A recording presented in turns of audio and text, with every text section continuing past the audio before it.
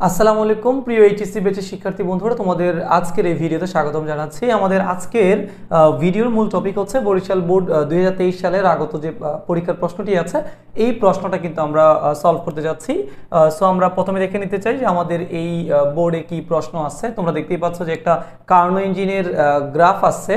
এই কার্নো ইঞ্জিনের গ্রাফ থেকে তোমাকে অলরেডি তারা কিছু ডাটা দিয়ে দিয়েছে যে T1 T2 Q2 এই মানগুলো তারা অলরেডি দিয়ে দিয়েছে এবং এই মানের পরিপ্রেক্ষিতে তোমাকে তারা বলেছে যে উদ্দীপকের যে তাপ ইঞ্জিনটা আছে এই তাপ ইঞ্জিনের সমষ্ণ যে প্রসারণটা হয়েছে সেই প্রসারণের জায়গাতে তোমাকে এন্ট্রপির পরিবর্তন নির্ণয় করতে হবে।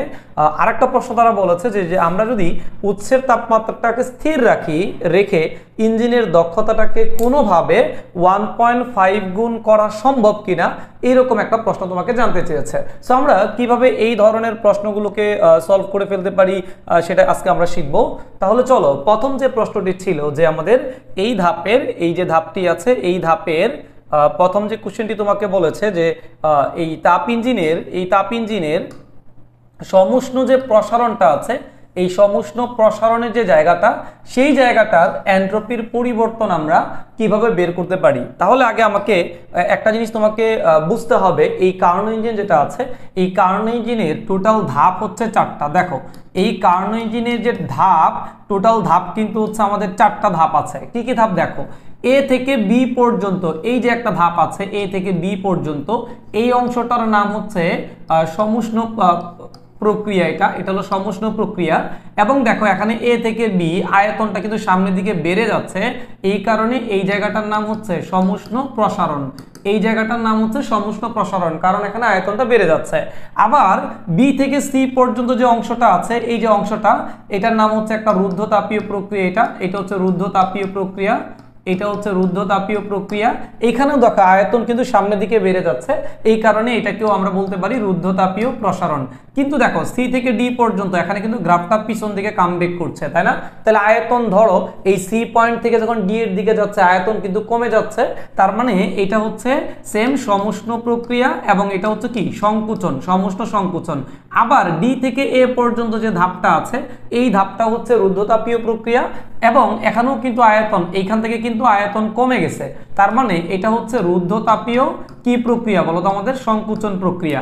তাহলে এই যে আমাদের কার্নো ইঞ্জিনের গ্রাফটা আছে এই কার্নো ইঞ্জিনের গ্রাফের মধ্যে যে 4টা ধাপ আছে এই 4টা ধাপের মধ্যে তোমার হচ্ছে যে এ বি ধাপ এবং সিডি ধাপ এই দুইটা ধাপ হচ্ছে কিন্তু সমষ্ণ প্রক্রিয়া। এ বি এবং সিডি এই দুইটা হচ্ছে সমষ্ণ। এইখানে আবার এ থেকে বি পর্যন্ত এটাকে আমরা সমষ্ণ প্রসারণ বলি, আবার সি থেকে ডি পর্যন্ত এটাকে হচ্ছে সমষ্ণ সংকুচন বলি। অনুরূপভাবে বি থেকে সি পর্যন্ত এটা হচ্ছে একটা রুদ্ধতাপীয় প্রক্রিয়ার লেখচিত্র, আবার ডি থেকে এ পর্যন্ত এটাও হচ্ছে একটা রুদ্ধতাপীয় প্রক্রিয়ার লেখচিত্র। কিন্তু বি থেকে সি পর্যন্ত এটা রুদ্ধতাপীয় প্রসারণ কারণ ভলিউম বাড়ছে, আয়তন বাড়ছে, কিন্তু ডি থেকে এ পর্যন্ত আয়তনটা কামব্যাক করছে, এই কারণে আয়তন সংকুচিত হওয়ার কারণে বা কমে যাওয়ার কারণে এটাকে আমরা রুদ্ধতাপীয় সংকুচন বলবো। তাহলে এই যে তোমার একটা 4টা ধাপ মিলে কার্নো ইঞ্জিনের যে গ্রাফটা আছে এটা হচ্ছে কার্নো ইঞ্জিনের পিভি গ্রাফ। হ্যাঁ, কার্নো ইঞ্জিনের পিভি গ্রাফ। সো তোমরা অবশ্যই এই অধ্যায় পড়তে গেলে এই অধ্যায়ের প্রায় সবগুলো টপিকে কিন্তু এই গ্রাফ থেকেই তোমাকে ম্যাক্সিমাম জিনিসগুলো চলে আসবে। জাস্ট এখানে সিম্পলি বুঝতে হবে যে এখানে দুইটা সমষ্ণ প্রক্রিয়া আছে, দুইটা রুদ্ধতাপীয় প্রক্রিয়া আছে এবং সমষ্ণ এবং রুদ্ধতাপীয় প্রক্রিয়া যে ইকুয়েশনসগুলো আছে সেগুলো কিন্তু তুমি খুব সহজেই প্রত্যেকটা ধাপে অ্যাপ্লাই করতে পারবে। কেমন? ওকে, তাহলে আমাদের এখানে তোমাকে যেটা বলেছে যে সমষ্ণ প্রসারণ, তাহলে সমষ্ণ প্রসারণ হচ্ছে কোন ধাপটাতে বলো তো? আমাদের এই যে ধাপটা আছে এ থেকে বি যে ধাপটা আছে এটা সমষ্ণ প্রসারণ। তোমাকে যদি বলতো সমষ্ণ সংকুচন তাহলে কিন্তু আমরা সিডি ধাপের জন্য বের করতাম। কেমন? আচ্ছা, সো এই অংশটাতে আমরা যদি এন্ট্রপি পরিবর্তন বের করি, এন্ট্রপির মেইন ফর্মুলা হচ্ছে ডিএস, এটাই কল আমরা জানি হচ্ছে ডি কিউ ভাগ হচ্ছে আমাদের টি। এটা হচ্ছে এন্ট্রপির পরিবর্তন বের করার মূল যে ফর্মুলাটা আছে। কেমন? এবং এই এন্ট্রপির যে এককটা আছে এককটা হচ্ছে উপরে যেহেতু তাপ আছে তাপের একক হচ্ছে জুল আর তাপমাত্রা একক আমরা কেলভিন ইউজ করব। সো কেলভিন ইনভার্স 1 এটা হচ্ছে আমাদের এন্ট্রপির যে এককটা আছে জুল পার কেলভিন। সো এই সূত্র দিয়ে আমি যদি কোনো একটা স্টেজের বা কোনো একটা অংশের এন্ট্রপির পরিবর্তন পরিবর্তন কিংবা এন্ট্রপি বের করি, আমাকে দুইটা জিনিস জানতে হবে, ওই অংশটার তাপ জানতে হবে এবং ওই অংশটার তাপমাত্রা জানতে হবে।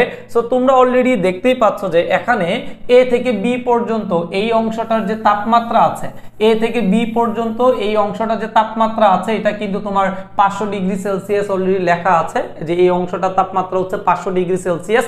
কিন্তু এই অঞ্চলটার কিন্তু তাপ দেওয়া নাই। দেখো এই অঞ্চলটার তাপ কত হবে, এই অঞ্চলটার কিন্তু তাপটা তারা দেয় নাই প্রশ্নের মধ্যে। সো প্রথম কাজ হচ্ছে যে আমাদের এই অংশটার তাপ বের করা। সো আমি এই অংশটার তাপ কিভাবে বের করতে পারি, যেহেতু প্রশ্নের মধ্যে তোমার T1 দেওয়া আছে, প্রশ্নের মধ্যে T2 দেওয়া আছে, প্রশ্নের মধ্যে Q2 দেওয়া আছে, আর এই অংশটার আমি তাপের নামটা ধরে নিলাম হচ্ছে Q1। আমি এবি অংশটার তাপের নামটা Q1 ধরে নিলাম। তাহলে এবি অংশের তুমি যদি তাপের ভ্যালুটা কোনোভাবে বের করতে পারো আর তাপমাত্রা যেহেতু জানো, তাহলে এই অংশটার এন্ট্রপি যদি আমি বের করতে চাই, যে ডিএস এবি অংশের নাম দিলাম এবি অংশ, তাহলে এই অংশটার তাপমাত্রা হচ্ছে T1 আর তাপ হচ্ছে Q1। সো উপরে যেহেতু তাপ বসে, তার মানে উপরে বসবে হচ্ছে Q1 আর নিচে কি বসবে বলো তো, আমাদের T1। জাস্ট এখানে Q1 আর T1 এটা বসাই দিলে কিন্তু আমাদের খেলা খতম, মানে ম্যাথ সলভ হয়ে যাবে। আমাকে প্রথমে T1 লাগবে, T1টা তারা অলরেডি দিয়ে দিয়েছে। সো আমি যদি T1টা লিখি, সো T1 এর ভ্যালু তারা দিয়েছে 500 ডিগ্রি সেলসিয়াস। এটাকে প্রথমে আমাদের কেলভিনে কনভার্ট করতে হবে। সো 500 প্লাস হচ্ছে আমাদের 273, যদি আমরা যোগ করে নেই তাহলে এটা দাঁড়াচ্ছে হচ্ছে আমাদের 773 কেলভিন। আমরা প্রথমে এটাকে কেলভিন স্কেলে কনভার্ট করে নিলাম। আর T2 যে ভ্যালুটা আছে, T2 ভ্যালু তারা দিয়েছে হচ্ছে 200 ডিগ্রি সেলসিয়াস দিয়েছে। সো এর সাথে তুমি যদি কেলভিনে কনভার্ট করতে চাও 273 যোগ করলে এটা দাঁড়াবে হচ্ছে 473 কেলভিন। সো আমরা প্রথমে T1 এবং T2 নামক যে টেম্পারেচার দুইটা আছে, এই দুইটা আগে আমরা বের করে নিলাম। এবং Q2 ভ্যালু কিন্তু অলরেডি তারা দিয়ে দিয়েছে, 600 জুল তারা দিয়ে দিয়েছে। সো আমাকে প্রথম কাজ এই যে Q1টা আছে, এই Q1 এটা আমরা বের করব। কিভাবে বের করব, ধরে নিলাম যে এটা হচ্ছে অলরেডি প্রশ্নের মধ্যে কিন্তু বলে দিয়েছে একটা বিষয়, তোমাকে খুব ভালো করে বুঝতে হবে যে ইঞ্জিনটা কিন্তু একটা প্রত্যাবর্তী ইঞ্জিন, একটা প্রত্যাগামী ইঞ্জিন অথবা একটা আদর্শ কারণ ইঞ্জিন। একটা আদর্শ কারণ ইঞ্জিন হওয়ার শর্ত হচ্ছে যে এই ইঞ্জিনের Q1 ভাগ হচ্ছে Q2 ইকুয়াল T1 ভাগ T2। এই ডাটাটা Q1 বাই Q2 এবং T1 বাই T2 এই মানটা কিন্তু পরস্পর কি হতে হবে, সমান হতে হবে। একটা ইঞ্জিন যদি আদর্শ ইঞ্জিন হতে হয় অথবা প্রত্যাগামী ইঞ্জিন হতে হয় অথবা কারণ ইঞ্জিন হতে হয়, তাহলে এই ইঞ্জিনের জন্য এটা একটা গুরুত্বপূর্ণ শর্ত যে Q1 বাই Q2 এবং T1 বাই T2। এটা মনে রাখবে তোমরা যে প্রত্যাগামী ইঞ্জিন হওয়ার শর্ত, হ্যাঁ, প্রত্যাগামী ইঞ্জিন, একটা প্রত্যাগামী ইঞ্জিনের ক্ষেত্রে অথবা প্রত্যাগামী ইঞ্জিন হওয়ার শর্ত হচ্ছে Q1 Q2 T1 T2 এদের যে অনুপাতগুলো আছে অনুপাতগুলো সমান হবে। এবং এই অনুপাত ব্যবহার করে যদি এই চারটা ডকুমেন্টসের কোনো একটা ডকুমেন্টস তারা না দিয়ে দেয়, তাহলে কিন্তু এটাকে আমরা সমান ধরে খুব সহজেই কিন্তু অন্য একটা ডাটা আমরা বের করে ফেলতে পারবো, তাই না বলো? সো আমাকে এখানে মিশন হচ্ছে Q1টা বের করা। সো আমি এখান থেকে কিন্তু খুব সহজেই Q1টা চাইলে বের করে ফেলতে পারি। আমরা এখান থেকে Q1টা বের করব। সো প্রথমে আমি আগে Q1টা বের করে নিচ্ছি। সো Q1 বের করতে চাইলে এই দুটাকে গুণ করতে হবে। সো আমাদের হচ্ছে T1 ইনটু হচ্ছে কি বলো তো আমাদের Q2 ভাগ হচ্ছে কত বলো তো আমাদের T2। সো আমি এখানে যে মানগুলো বসিয়ে দেই, বাচ্চারা দেখো আমাদের T1 এর ভ্যালু, এই T1 এর ভ্যালু দেওয়া আছে 773 ইনটু Q2 এর ভ্যালু কিন্তু উদ্দীপকে দেওয়া ছিল 600। সো 600 লিখে দিলাম ভাগ T2 এর ভ্যালু কিন্তু আমরা পেয়েছি 400 কত 73, মানে 473। সো এটা ক্যালকুলেশন করলে আমরা আগে Q2 এর মান পাবো। এখানে যদি আমরা Q2 এর মানটা বের করি, Q1 এর মানটা বের করি 980.5497, 980.54। তোমরা অবশ্যই ক্যালকুলেশন নিজেরা বাসায় করে নিবা।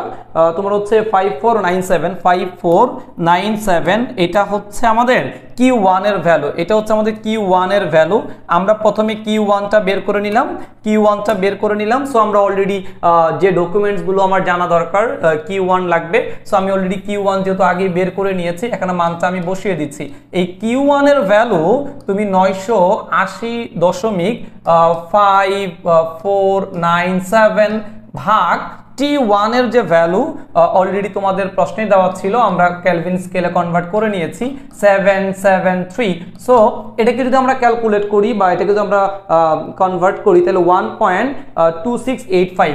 1.2685 এটা হবে, এবং যেহেতু আমরা এককটা জানি already joule per kelvin, so এটার একক হচ্ছে জুল পার কেলভিন। এটাই কিন্তু হচ্ছে এই যে আমাদের সমুষ্ণ যে প্রসারণের জায়গাটা ছিল, এই সমুষ্ণ প্রসারণের জায়গার কিন্তু এন্ট্রপি। অনুরূপভাবে তোমাকে কিন্তু এই পুরো সিস্টেমের এন্ট্রপি বের করতে বলতে পারে।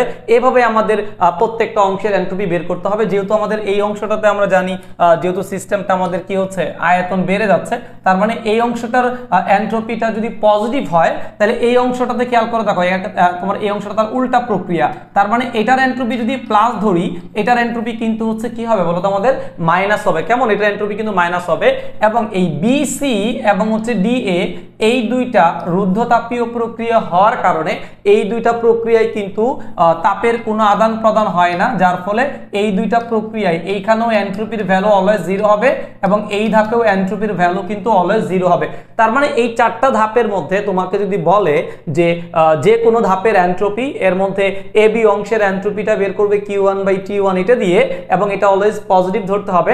আর সিডি অংশের এন্ট্রপি যদি বের করতে বলে, যেহেতু আমরা এ বি ধাপটাকে পজিটিভ নিয়েছি, সো আমাকে সিডি অংশের এন্ট্রপিটা নেগেটিভ ধরে নিতে হবে, কারণ এখানে তাপমাত্রা কমে যাচ্ছে। হ্যাঁ, আর বিসি অংশ এবং হচ্ছে তোমার ডিএ অংশ এই দুইটা রুদ্ধতাপীয় প্রক্রিয়া হওয়ার কারণে এই দুইটা ধাপে এন্ট্রপির কিন্তু কোনো ধরনের পরিবর্তন হচ্ছে না।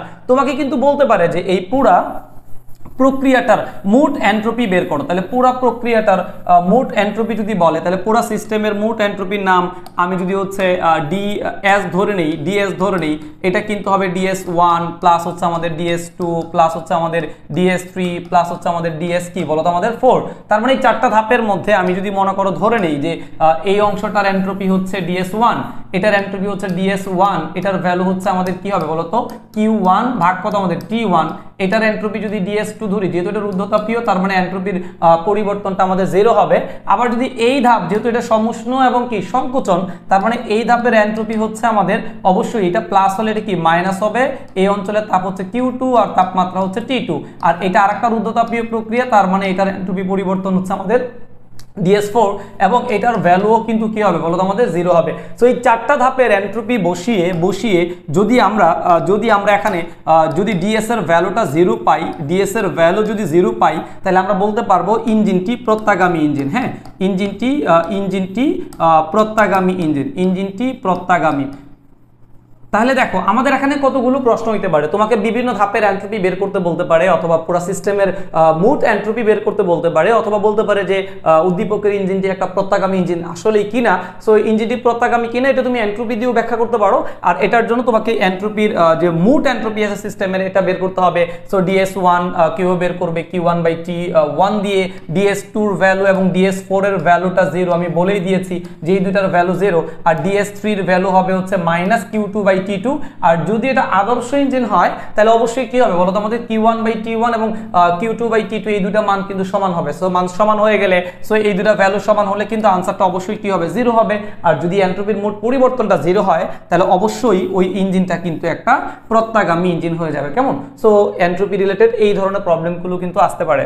চলো বাচ্চারা, আমরা এখন পরবর্তী কোশ্চেন যেটা আছে, পরবর্তী কোশ্চেন যদি দেখি, পরবর্তী কোশ্চেন আমাকে বলেছে যে এই যে তুমি ইঞ্জিনটা দেখলা, এই ইঞ্জিনে যদি কোনোভাবে আমরা উৎসের তাপমাত্রাটাকে স্থির রাখি, উৎসের তাপমাত্রা স্থির মানে হচ্ছে এই যে তোমার এইখানে যে T1টা রয়েছে, এই T1টা তুমি যদি চেঞ্জ না করো, এই T1 এর ভ্যালু যদি চেঞ্জ না করো, মানে এটা কনস্ট্যান্ট রাখতে হবে, স্থির রাখতে হবে। সো আমি T1টাকে স্থির রাখছি। T1 এর ভ্যালু যেহেতু আমি আগে করেছিলাম 500 প্লাস 273 করলে এটা অলরেডি 773 এত কেলভিন হয়, এটাকে আমি কনস্ট্যান্ট রাখতে চাচ্ছি। এটাকে কনস্ট্যান্ট রেখে আমাকে বলছে এই ইঞ্জিনের দক্ষতাটা কোনোভাবে 1.5 মানে 1.5 গুণ, হ্যাঁ আগের হচ্ছে 1.5 গুণ করা সম্ভব কিনা। হ্যাঁ, দুনিয়ার সবই সম্ভব, মেশিনকে তুমি তোমার মতো করে চেঞ্জ করতে পারবা। তার মানে আমি যেহেতু ইনপুটে হাত দিতে পারবো না, তার মানে হচ্ছে সোর্সের ক্ষেত্রে আমার হাত দেওয়ার জায়গাটা নেই। সো আমি চাইলে কিন্তু এই জায়গাটাতে কাজ করতে পারি। এই জায়গাটাতে ধরো এখানে 200 ছিল, আমি এটাকে পরিবর্তন করার মাধ্যমে আমি কিন্তু চাইলে এই ইঞ্জিনের কর্ম কর্মদক্ষতাটা আমরা হচ্ছে 1.5 গুণ করতে পারি। সো এর আগে আমাকে জানতে হবে উদ্দীপকে এখন যে ইঞ্জিনটা আছে এই ইঞ্জিনের অ্যাকচুয়াল দক্ষতা কত সেটা আগে আমাকে জানতে হবে। সো প্রশ্নের মধ্যে যেহেতু তোমার তাপমাত্রা দুইটা দেওয়া আছে, সো এই তাপমাত্রা দিয়ে আগে আমরা ইঞ্জিনের সাধারণ দক্ষতাটা বের করতে চাই। সো ইঞ্জিনের নরমালি দক্ষতা নাম দিলাম এটা আমরা এটা 1 মাইনাস T2 ভাগ হচ্ছে T1 ইন্টু 100%। সো এখানে যে মানটা বসাই যে 1 মাইনাস T1 এর ভ্যালু 773 আর T2 এর ভ্যালু যেহেতু তুমি 205 কেলভিনে কনভার্ট করলে দাঁড়াচ্ছে তোমার হচ্ছে 473 ইন্টু হচ্ছে আমাদের 100%। এটা হচ্ছে প্রাথমিক যে কর্মদক্ষতাটা ছিল ইঞ্জিনের যে অরিজিনাল কর্মদক্ষতা ছিল সেটা, এবং এটা ক্যালকুলেশন করলে 38.81%। এটা হচ্ছে এটা 1 এর ভ্যালু, তোমরা অবশ্যই ক্যালকুলেশনটা নিজের হাতে করে নিবে। তার মানে এটা হচ্ছে ইঞ্জিন এখন যে কন্ডিশনে আছে এই কন্ডিশনে ইঞ্জিনের কর্মদক্ষতা আমি বের করেছি এটা 1 এবং এর ভ্যালু পেয়েছি 31.81%। এখন আমাকে বলেছে যে এই ইঞ্জিনের দক্ষতাটা কত গুণ করতে হবে, আমাকে 1.5 করতে হবে। তাহলে আমি নতুন করে কর্মদক্ষতার নাম দিলাম হচ্ছে এটা 2।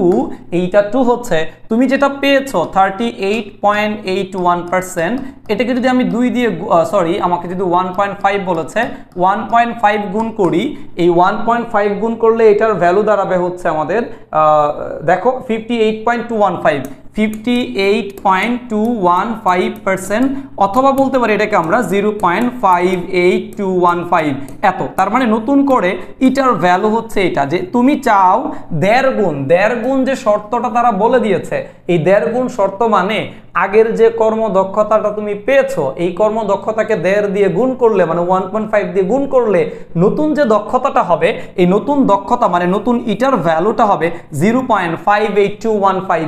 এই যে ভ্যালুটা আছে এই ভ্যালুটা হবে। এখন আমি যদি কর্মদক্ষতার মান এটা করতে চাই, আমার হাতে উৎসের কোনো তাপমাত্রা চেঞ্জ করার সুযোগ নাই, কারণ প্রশ্নের মধ্যে বলে দিয়েছে যে উৎসের তাপমাত্রাটা কি রাখতে হবে, বলো তো আমাদের স্থির রাখতে হবে। উৎসের যে তাপমাত্রা আছে এটাকে আমাদের স্থির রেখে অন্য কোনো উপায় আছে কিনা, সম্ভব কিনা। আমার হাতে শুধু একটাই সম্ভব যে আমরা এই যে T2 এর ভ্যালুটা আছে এই T2 ভ্যালু যেটা আছে এটা নিয়ে যদি কোনো কাজ করতে পারি তাহলে হয়তো আমাদের পক্ষে সম্ভব যে আমি T2 এর ভ্যালু আগে যেখানে 200 ডিগ্রি সেলসিয়াস ছিল এটাকে আমি পরিবর্তন করতে পারি। আমার হাতে শুধু একটা অপশন আছে। তাহলে আমরা এই ধরনের ম্যাথগুলোতে প্রথমে যেটা কাজ করব, উদ্দীপকে যে T1 T2 এগুলো যদি কেলভিনে না থাকে প্রথম কাজ হচ্ছে কেলভিন স্কেলে কনভার্ট করে নিব। দেন এই ডাটাগুলো ব্যবহার করে সাধারণত কর্মদক্ষতার যে নরমাল ফর্মুলাটা আছে এটা দিয়ে একটা কর্মদক্ষতা আমরা 38.81% বের করে নিলাম। দেন এই বের করা ডাটার উপরে প্রশ্নকর্তা যে শর্ত দিবে সেই শর্তটাকে বেস করে কর্মদক্ষতাকে বাড়ানো কমানো যেটা বলবে তারা সেই অনুপাতে করে নিবা এবং করে নিয়ে নতুন করে কর্মদক্ষতাটা পাইলাম হচ্ছে এটা। এখন এই কর্মদক্ষতা পাওয়ার জন্য আমি চাচ্ছি যে এই ইঞ্জিনের তোমার হচ্ছে গ্রাহকের তাপমাত্রাটা চেঞ্জ করতে। সো আমরা ইটার যে ফর্মুলাটা জানি যে ইটা ইকুয়াল হচ্ছে 1 মাইনাস T2 ভাগ হচ্ছে T1 ইন্টু কি বলতো আমাদের 100%। সো তুমি যেহেতু এখানে আগেই ইটার ভ্যালুটা পার্সেন্টেজ লেস করে নিয়েছো, এখানে একটা জিনিস তোমরা মাথায় রাখবা, যদি ইটার ভ্যালু তুমি যদি 58.215% মানে এই ডাটা বসাও, ইটার ভ্যালু যদি তুমি হচ্ছে এই ডাটা বসাও তাহলে অবশ্যই 100%টাকে রাখবা। আর যদি ইটার ভ্যালুটা পার্সেন্টেজ লেস করে বসাও তাহলে কিন্তু আর 100% ভুলেও লিখবে না, তাহলে কিন্তু একটা ভুল হবে। সো আমি যেহেতু 100% আমি রিমুভ করে দিয়েছি, আমি এখন ইটার ভ্যালু বের করার সময় আমি আর 100% লিখছি না। সো আমি এটাকে জাস্ট ইটা যেহেতু আমরা নতুন কর্মদক্ষতা হচ্ছে ইটা 2 ইকুয়াল 1 মাইনাস T1 কনস্ট্যান্ট ছিল এটা ঠিক থাকবে, আমি T2 চেঞ্জ করব এই জন্য এটার নাম দিলাম হচ্ছে T2 প্রাইম। এই যে T2 প্রাইম আছে দেখো আমি অলরেডি ইটা 2 এর ভ্যালু জানি, ইটা 2 এর ভ্যালু হচ্ছে এটা। সো আমি যদি মানগুলো বসিয়ে দেই 0.58215 ইকুয়াল 1 মাইনাস T1 এর ভ্যালু কিন্তু আমরা কনস্ট্যান্ট রাখবো, সো 773 এবং T2 প্রাইমের ভ্যালু আমি জানি না। তাহলে দেখো এখানে আমাদের সব মানগুলো কিন্তু অলরেডি জানা আছে, এই মানটা আমার দেওয়া আছে, এই মানটাও দেওয়া আছে, শুধু আমার মান নাই কার ভ্যালু বলো তো T2 প্রাইম যেটা আছে এই T2 প্রাইমের ভ্যালু নাই। সো এটাকে ক্যালকুলেট যদি করো তুমি, ক্যালকুলেট করলে এখান থেকে T2 প্রাইমের যে ভ্যালু পাবে T2 প্রাইমের ভ্যালু পাবে হচ্ছে 322.998 322.998 অবশ্যই T1টা কেলভিন স্কেলে বসানোর কারণে এটাও কিন্তু তুমি কেলভিন স্কেলে পাবা। সো এত কেলভিন এটা কিন্তু হচ্ছে তাপ গ্রাহকের তাপমাত্রা, কিন্তু তারা কিন্তু তাপ গ্রাহকের আগের তাপমাত্রাটা সেলসিয়াস স্কেলে ছিল। সো এটাকে আমরা যদি এখান থেকে মাইনাস করে দিই 273 মাইনাস করে দিলে এটাকে আমরা ডিগ্রি সেলসিয়াসে আবার কনভার্ট করতে পারবো। সো এটা ডিগ্রি সেলসিয়াসে কনভার্ট করলে দাঁড়াচ্ছে 49.998 এত ডিগ্রি সেলসিয়াস। সো এটা হচ্ছে T2 প্রাইমের যে মানটা। তার মানে তুমি যদি এই ইঞ্জিনের কর্মদক্ষতাটাকে 1.5 গুণ করতে চাও, প্রশ্নের শর্ত অনুসারে যে 1.5 গুণ করতে চাও, তাহলে একমাত্র আমাদের হাত দেওয়ার জায়গা আছে হচ্ছে গ্রাহকের তাপমাত্রাটা 200 ডিগ্রি সেলসিয়াস না রেখে যদি কোনোভাবে আমি ইঞ্জিনের সেটআপ চেঞ্জ করে গ্রাহকের তাপমাত্রাটা 49.998 ডিগ্রি সেলসিয়াসে নিয়ে আসতে পারি, তার মানে 200 থেকে চেঞ্জ করে এতটুকুতে নিয়ে আসলে পরিবর্তনটা চাইলে পরিবর্তন দেখাই দিবা, অথবা সরাসরি এটা লিখে দিলে কিন্তু হয়ে যাবে যে গ্রাহকের তাপমাত্রা এত ডিগ্রি সেলসিয়াস হলেই কেবলমাত্র এই ইঞ্জিনের দক্ষতাটা 1.5 গুণ করা সম্ভব। সো এভাবে আমরা কার্নো ইঞ্জিনের গ্রাফ থেকে বিভিন্ন স্টেজের এন্ট্রপি, বিভিন্ন অংশের কাজ, অথবা তোমার হচ্ছে কর্মদক্ষতার পরিবর্তন, এই ধরনের ম্যাথগুলো খুব সহজে সলভ করে ফেলতে পারি। আশা করি ভিডিওটি তোমাদের খুব ভালো লেগেছে এবং নেক্সট ভিডিওর জন্য অপেক্ষা করো। সবাইকে ধন্যবাদ। আসসালামু আলাইকুম।